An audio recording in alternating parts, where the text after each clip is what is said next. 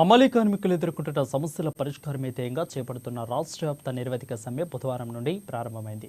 ఇక ఏఐటీయూసీ అనుబంధ Telangana civil supply హమాలీ వర్కర్స్ యూనియన్ రాష్ట్ర సమితి నిర్ణయం మేరకు సమ్మె చేపట్టారు. స్థానిక సివిల్ సప్లై గోదాముల ఎదుట సమ్మెపరి శిబిరాన్ని ఏర్పాటు చేయగా ఇక ఏఐటీయూసీ రాష్ట్ర కార్యదర్శి ఎస్ విలాస్ సిర్రా దేవేందర్లు కార్యక్రమ ముఖ్య అతిథులుగా హాజరై కార్మికుల పూలమాలలు వేసి సమ్మెను ప్రారంభించారు.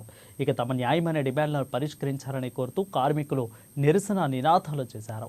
ఈ సందర్భంగా ఏఐటీయూసీ రాష్ట్ర కార్యదర్శి ఎస్ విల్సన్ మాట్లాడుతూ ఇక గతంలో సివిల్ సప్లై హమాలీలతో రాష్ట్ర కమిషన్ ఒప్పుకున్న తరణ ఒప్పందం జీవోను వెంటనే అమలు చేయాలని డిమాండ్ చేశారు. హమాలీ కార్మికులకు స్వీపర్లకు 10 లక్షల ఆరోగ్య బీమా సౌకర్యాన్ని కల్పించాలని పేర్కొన్నారు. డిమాండ్లు నెరవేర్చేంత వరకు కూడా సమ్మెను కొనసాగిస్తామని స్పష్టం చేశారు విలాస్.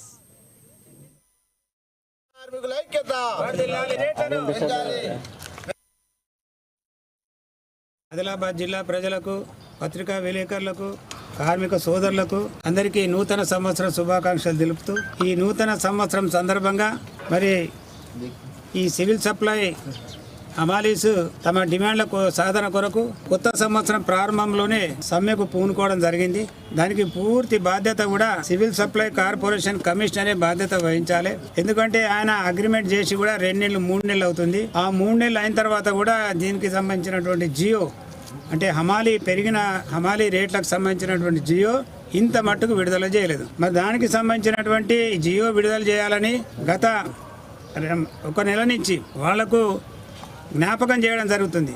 వాళ్ళతో సమావేశాలు కూడా ఏర్పాటు చేయడం జరిగింది. కానీ ఆయన స్పందించలేదు. ఈరోజు మరి ఈ జియో విడుదల కొరకు రాష్ట్ర వ్యాప్తంగా అన్ని జిల్లాలలో 32 జిల్లాలలో ఈరోజు సివిల్ సప్లై కార్మికులు సమ్మె చేయడం జరిగింది. రేవంత్ రెడ్డి సర్కారు మరి కార్మికులకు అనుకూలమైనటువంటి అన్ని చర్యలు తీసుకుంటామని ఆయన ఎన్నికల సందర్భంగా చెప్పడం జరిగింది.